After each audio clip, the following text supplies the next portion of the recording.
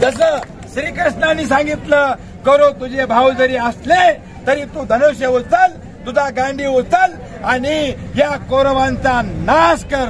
तसं दादांनी मराठ्यांचं नेतृत्व आपल्या खांद्यावर घेतलेलं आहे आणि 288 आमदार आणि 48 खासदार यांच्या विरोधामध्ये धनुष्यबाण उचललेला आहे. आणि जय जिजाऊ बांधवांनो, मी उदय विसे पाटील आपल्या YouTube आणि फेसबुक इंस्टा या पेजवरती मनपूर्वक स्वागत करतोय. दादा, तुमचं नाव सांगायचं, कुठून आलाय आणि माझं नाव आहे सर्वप्रथम जय जिजाऊ, जय शिवराय आणि जय जरांगे पाटील. माझं नाव आहे ज्ञानेश्वर दिगंबर देसाई, मुक्काम पोस्ट चुडावा, तालुका पूर्णा आणि जिल्हा परभणी जिल्हा. मी सुद्धा परभणी जिल्ह्यातला मानवत मधलाच आहे.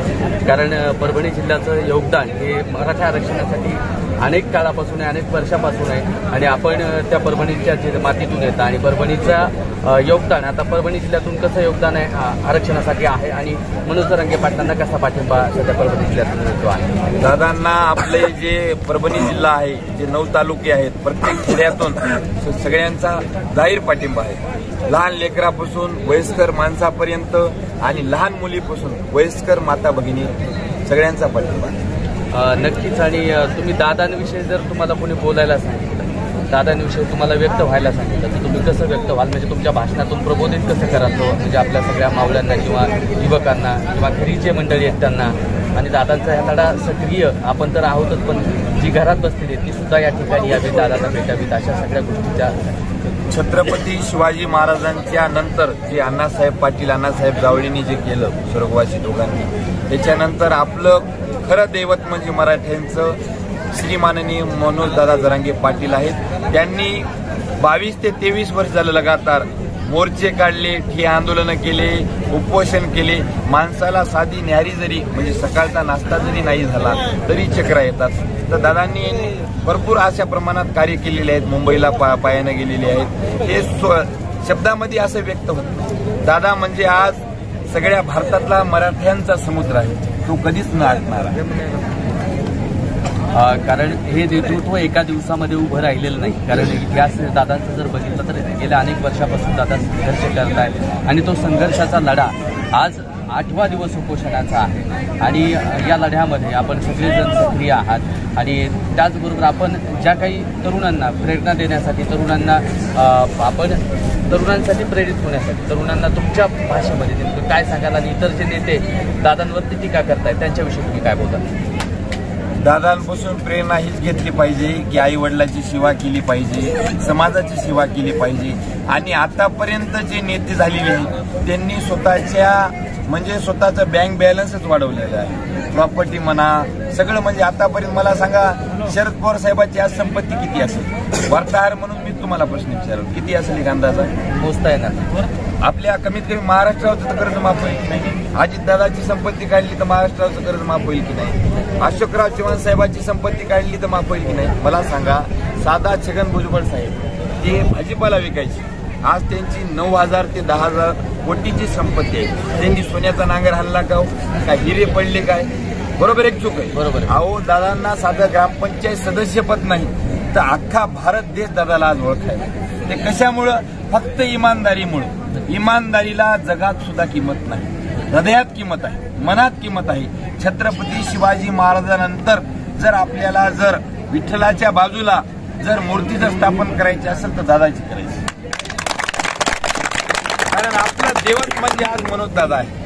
विठ्ठल रुक्माई आणि छत्रपती शिवाजी महाराजांच्या नंतर खरं दैवत म्हणजे आपले मनोजदादा जरांगे पाटील आहे. विचार करा, आज त्यांना एक मुलगी आहे आणि एक मुलगा आहे, बरोबर आहे? 3 मुली आणि एक मुलगा. हा, सॉरी, जे आहेत फॅमिली आहे त्यांना. स्वतःची बाजी म्हणजे जे जीव आहे स्वतःच्या तळहातावर ठेवायचे कोणी करू शकत नाही. तुम्ही करू शकता का? मी करू शकतो. मी माझ्या गावात उपोषण केलं, उदाहरण सांगायला, मी 4थ्या दिवशी हातबल झालो, डॉक्टरला मी फोन केला. तर आपलं सिस्टम असं आहे, सकाळी 10ला फोन केला, 2:30 वाजता डॉक्टर लोक आले, तोपर्यंत मी मरत होतो गेलो. बरोबर एक चूक आहे. हे असा सिस्टम आहे आपला. म्हणजे पेट्रोलचे भाव वाढले, डिझेलचे भाव वाढले, सगळे भाव वाढले, पण आपल्या शेतकऱ्याच्या पिकाचे भाव वाढले काय? मराठा समाज हा देणारा आहे, दानशूर समाज आहे. बरोबर आहे की नाही मामा?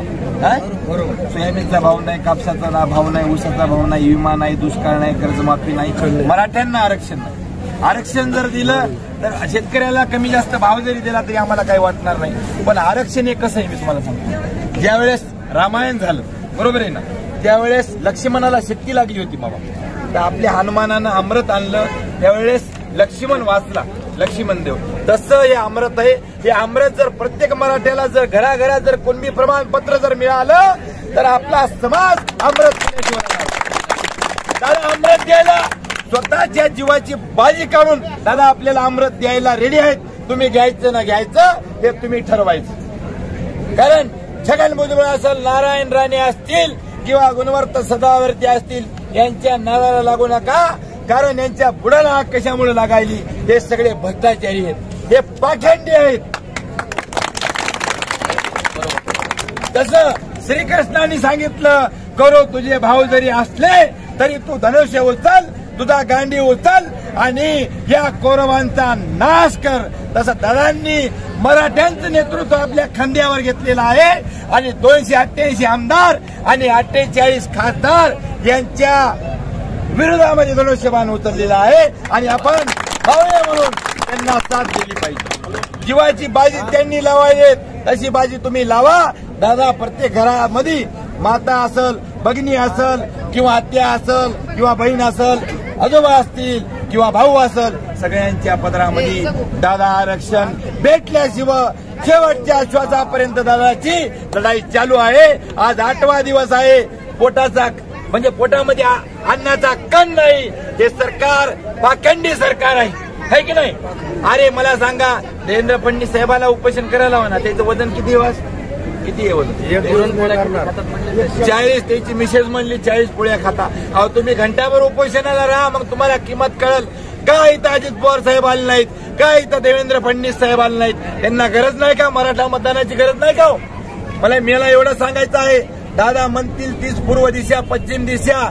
दादांनी म्हणलं आरक्षण जरी मिळालं आपल्याला दादांच्या नेतृत्वामध्ये, तर महाराष्ट्राचा मुख्यमंत्री कोण करायचा हे दादांनी ज्यावेळेस आपल्याला सांगितलं. आपल्या 288 जागा आहेत ना, प्रत्येक मतदान दादानं जर घोषणा केली या माणसाला मतदान करा, तर आपण छाती ठोकपणे त्या माणसाला मतदान द्यायचं, आमदाराला मतदान द्यायचं आणि खासदाराला मतदान द्यायचं. पण यांनी 27 जानेवारीला जो कागदाला एकनाथ शिंदे साहेबांनी असा गुलाल लावला, त्या गुलालाचा जर अपमान झाला तर यांचे 288 आमदार पडलेच म्हणून समजा. आणि 48 खासदाराचं निवडणूक लागणारच नाही. जोपर्यंत मराठ्यांना आरक्षण मिळणार नाही तोपर्यंत आम्ही यांना झोपू देणार नाही. कारण आमच्या दादाची झोप उडालेली आहे. बरोबर आहे की नाही? अरे आमच्या मराठा नेत्यांना रामाला 14 वर्ष वनवास झाला. बरोबर आहे ना? महाभारत किती दिवस चाललो? बोला किती दिवस चाललं? 24 दिवस चालले की 22 दिवस चाललो? 22 वर्ष झालं लगातार भावाची जीवाची बाजी चालू आहे. पण आतापर्यंत ज्यावेळेस अण्णासाहेब पाटील म्हणले मी आरक्षण घेऊन येतो, पण आरक्षण त्या सरकारनं चालू सरकारनं दिलं नाही, डोसक्यामध्ये गोळी मारून घेतली. त्यानंतर आपले जरांगे पाटील आपलं नेतृत्व करायलेत. छत्रपती आपले संभाजी महाराजांना 40 दिवस हलार करून मारलं की नाही या मुसलमानानं, या औरंगजेबानं. तसं आता आपल्या दादाला वेळ आलेली आहे. दादा उपोषण करायलेत. आपली आपण जीवाची बाजी लावायची, त्यांच्यासोबत आपण राहायचं. दादाचं जर काही बरं वाईट झालं तर आपलं बरं वाईट झालं. बरोबर आहे की नाही? नक्की बरोबर. हे सरकारनं झोपा काढू नये. एकनाथ शिंदे पाटील साहेब महाराष्ट्राचे CM, deputy CM Ajitdada Pawar, deputy CM Devendra Fadnavis साहेब, तुम्हाला रोकटोक आम्ही सांगायलो आंतरवाली सराटीतून, तुम्ही जर आम्हाला आरक्षण नाही दिलं, माईच्या इमानदारीनं गरजवंत मराठ्यांचा लढा आहे, तुम्हाला गुलालच लागू देणार नाहीत आम्ही.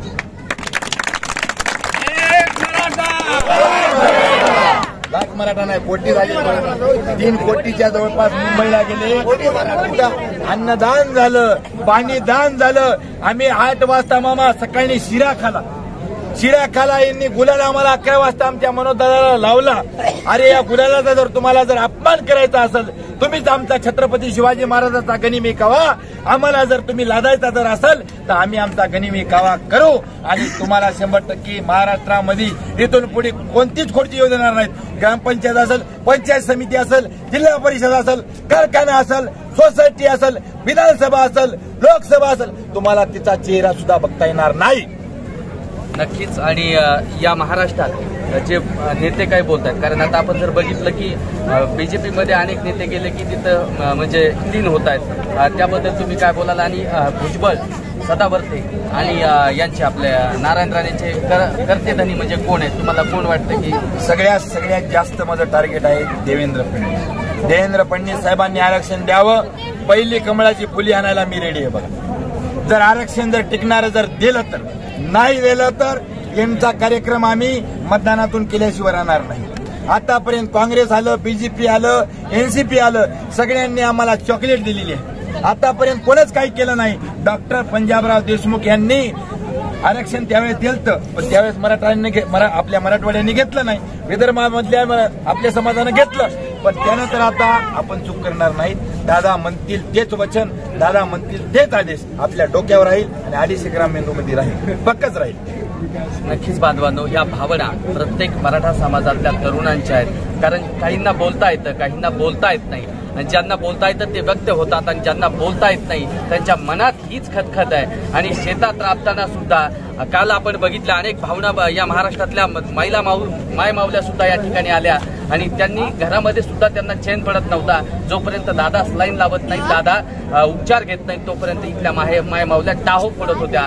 आज आमचा मराठ्यांचा धन्यवाद आज उद्या झेप घेण्यासाठी तयार आहे. तेव्हा या सरकारनं तात्काळ आमच्या ज्या काही मागण्या आहेत त्या लवकरात लवकर मान्य कराव्यात आणि त्या मागण्या गाऊन धरण्याचं काम आदरणीय मनोज जरांगे पाटील हे करतायत. आणि त्या खंबीर नेतृत्वाला आमचा सकल मराठा समाजाचा खंबीर असा पाठिंबा आहे. दादा म्हणतील तीच पूर्व दिशा असणार आहे, कारण दादांनी जर सांगितलं दगडाला मतदान करा तर आमचं मतदान दगडालाच असणार आहे. 100% नक्कीच. आणि जे आंतरवाली सराटीमध्ये लाठीचार्ज झाला, छत्रपती शिवाजी महाराजांनी सांगितलेलं आहे गवताच्या काडीला सुद्धा हात लावू नका आणि परस्त्री माता समान माना.